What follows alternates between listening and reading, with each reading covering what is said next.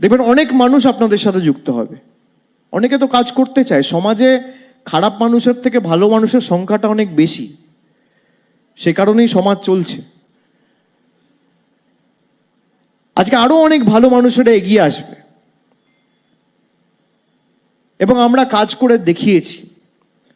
সেবাশ্রয় শেষ হবে, তারপর আবার একটা কিছু করব। স্থায়িত্বকে আমি ভয় পাই, আর চ্যালেঞ্জ আমি পছন্দ করি। জীবনে চ্যালেঞ্জ আসা ভালো। যত চ্যালেঞ্জ আসবে তত আমরা কাজ করার সুযোগ পাবো, মানুষের কাছে পৌঁছানোর সুযোগ পাবো এবং মানুষকে পরিষেবা দেওয়ার সুযোগ পাবো। জনপ্রতিনিধিত্ব এটাই কাজ। চ্যালেঞ্জের সম্মুখীন যদি আপনি না হন, তাহলে জীবনের কি মূল্য? সবই যদি আপনি হাতের নাগালে, হাতের মুঠোয় পেয়ে যান, তাহলে তো জীবনের কোনো অস্তিত্ব বা মূল্য বা প্রাধান্য থাকে না। কাজ করে আমাদের দেখাতে হবে। আমরা কাজ করেছি, মানুষ দুহাত তুলে আশীর্বাদ করেছে।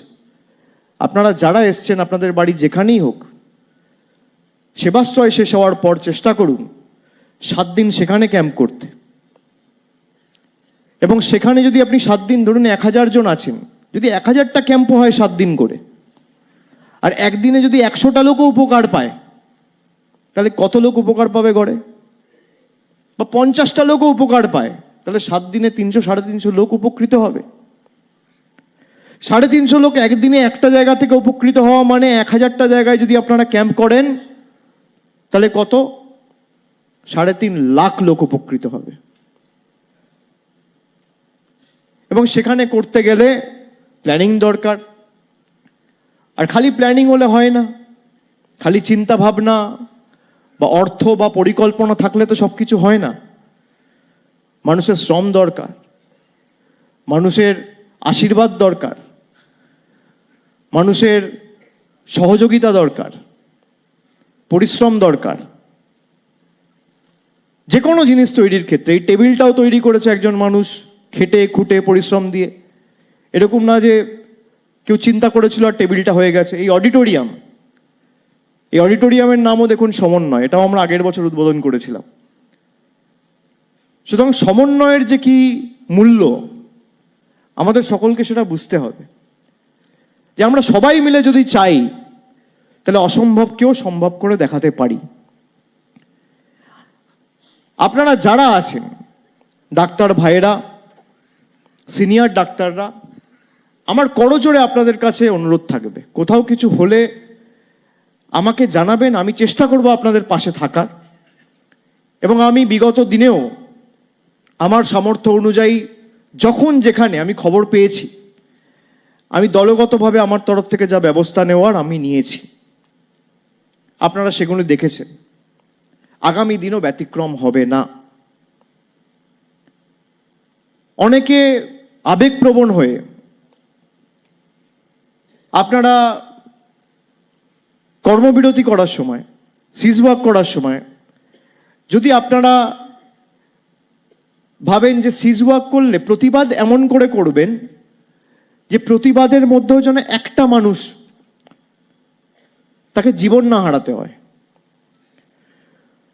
প্রতিবাদে যদি একটা মানুষেরও জীবন যায়, আমি 5টা 10টা 15টা ছেড়ে দিচ্ছি, মানুষের জীবন তো আমাদের কাছে মণিমুক্তের মতো। একটা মানুষেরও যদি জীবন যায়, তাহলে যে অপরাধের বিরুদ্ধে আমি প্রতিবাদ করছি, সেই অপরাধের থেকেও বড় অপরাধ আমি করছি। আমরা জনপ্রতিনিধি, আমরা বলতে পারি না যে আমি এই লোকটাকে সার্টিফিকেট দেবো না, বা আমি এই পাড়ায় জল দেবো না, আমি এই পাড়ায় রাস্তা দেবো না, আমি এই পাড়ায় কন্যাশ্রী দেবো না, আমি এই পাড়ার লোককে চিকিৎসা ব্যবস্থা দেবো না, আমি এই ঘরের ছেলেকে স্কুলে পড়তে দেবো না, আমি বলতে পারি না। ঠিক তেমনি জনপ্রতিনিধিদের যেমন এটা কর্তব্য রয়েছে,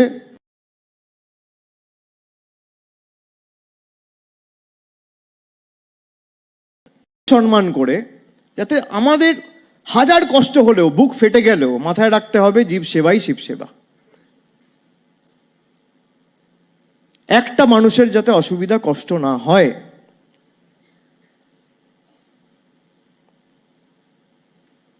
কারোর প্রতারণায় পা দেবেন না। কিছু লোক আছে নিজের অস্তিত্ব বজায় রাখতে আর মিডিয়ার শিরোনামে থাকতে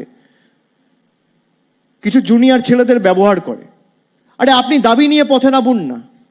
সিপিএম, বিজেপি, কংগ্রেস, নির্দল কালকে বিল নিয়ে পথে নামুক, আমি সমর্থন করব, কেউ নামবে না। আমি চ্যালেঞ্জ করছি, এ তো লাইভ হচ্ছে। কালকে বিজেপি মিটিং ডাকুক যে অ্যান্টি রেপ বিল পাস করা হবে, তৃণমূলের কেউ সমর্থন না করলে আমি একা করব। পারবে না এরা করতে। আর আমরা আমাদের দলীয় অবস্থান স্পষ্ট করেছি, আমরা অ্যান্টি রেপ বিল বিধানসভায় পাস করিয়ে দেখিয়েছি। আপনারা করান না। অন্য রাজনৈতিক দলও তো অন্য রাজ্যগুলো পরিচালনা করছে। আমাদের পার্শ্ববর্তী যে রাজ্যগুলো রয়েছে সেখানে হোক, ত্রিপুরায় হোক, আসামে হোক, ঝাড়খণ্ডে হোক, উড়িষ্যায় হোক, বিহারে হোক, কেউ করেনি।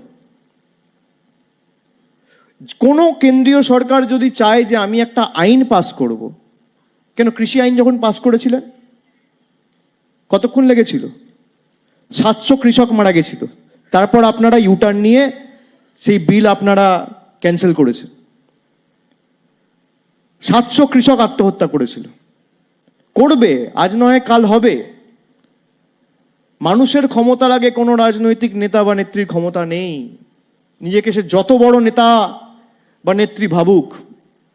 আমি এটা প্রতিটা মিটিংয়ে বলি যে জন সমর্থন বা মানুষের ক্ষমতার আগে কারোর ক্ষমতা নেই। সেই মানুষ চেয়েছে বলে আজকে কেউ নেতা হয়েছে, কেউ নেত্রী হয়েছে, কেউ পঞ্চায়েতে জিতেছে, কেউ পুরসভায় জিতেছে, কেউ এমএলএ হয়েছে, কেউ এমপি হয়েছে। মানুষ না চাইলে আমার মূল্য 0। তা মানুষের জন্যই তো আপনারা কাজ করুন।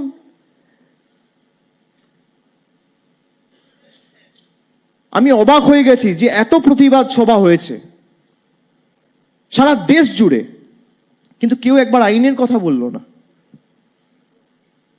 এই ঘটনার যাতে পুনরাবৃত্তি না হয়। কি করে পুনরাবৃত্তি হবে না? আরে আপনি শাস্তি দেবেন, তারপর তো হবে না। শাস্তি কোথায়? শাস্তি দেওয়ার জন্য তো আপনাকে আইন আনতে হবে। তো আইন আনুন। কেন্দ্র সরকারকে মানুষ ম্যান্ডেট দিয়েছে, কেন্দ্র সরকার বসেছে। কেন্দ্র সরকারকে কে বারণ করেছে আইন আনতে? আপনাদের সংখ্যাগরিষ্ঠতাও আছে। আর যদি সংখ্যা কম পড়ে আইন আনুন না। তৃণমূলের 29 জন সংসদ আপনাদের ভোট দেবে।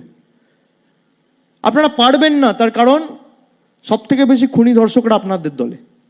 প্রথম যারা জেলে যাবে আপনাদের লোকেরা যাবে। সত্যি আপনি অস্বীকার করতে পারবেন না।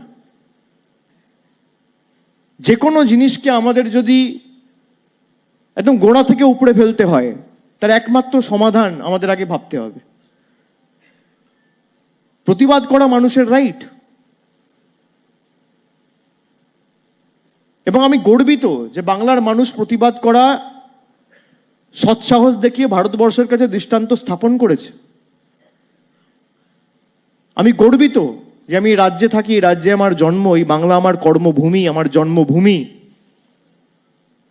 এবং আমি গর্বিত যে আমাদের রাজ্য সরকার একজন মানুষকে না আটকে, একটা গুলি না চালিয়েও, 3 মাস প্রতিবাদ চালিয়েও মানুষের দাবিকে মান্যতা দিয়ে বিল পাস করিয়ে কেন্দ্রের কাছে পাঠিয়ে আমাদের জায়গা, আমাদের অবস্থান স্পষ্ট করেছে। এটাই তো হওয়া উচিত। অন্য রাজ্যে যান, কোথাও 4টে মিছিল বার করলে সব এনকাউন্টার করে দিচ্ছে। এখানে প্রতিবাদ করার সৎসাহস যেমন মানুষ দেখিয়েছে, রাজ্য সরকারও যেভাবে নিজেদেরকে রেস্ট্রেন করেছে, মানুষের দাবিকে মান্যতা দিয়েছে।